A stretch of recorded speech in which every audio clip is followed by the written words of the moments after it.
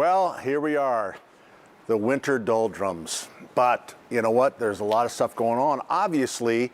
And you know what? We could get weather and cold for another 6 weeks or so. But this, I think, is the last Christmas tree up in our store on Keystone. So we're kind of hanging on to it. It was the bird tree. So I kind of shooting this in the bird aisle to remind you, make sure you feed the birds, especially like when it's getting cold right now and water freezes up. So water and food for the birds, make sure they're on your list of things to do. Also, our furnaces are working really hard when it gets cold. So what you can do, simple stuff.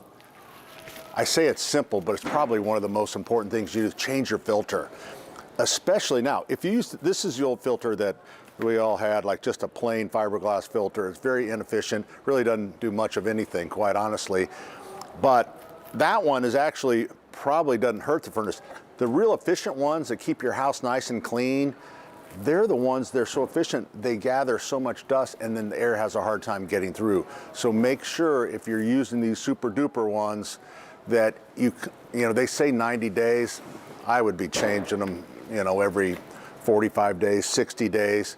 And especially if you get these really, really cold weather like we're experiencing and the furnace is working really hard, go ahead and do that.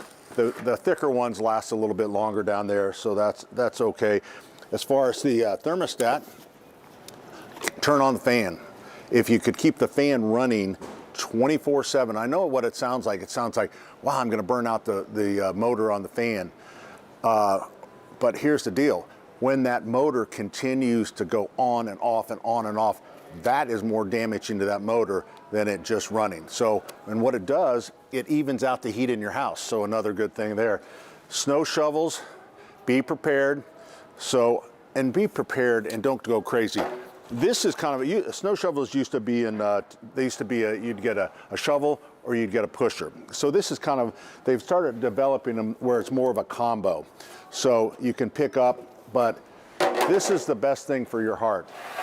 Pushing to one side, pushing to one side and not lifting the snow up.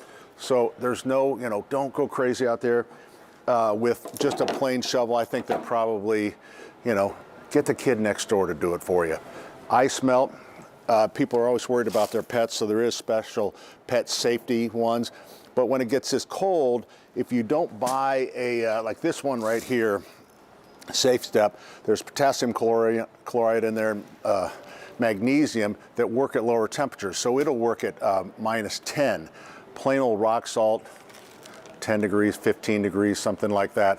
But obviously, when we have storms coming in, make sure that you get it down early, because that would be the best thing if it's possible.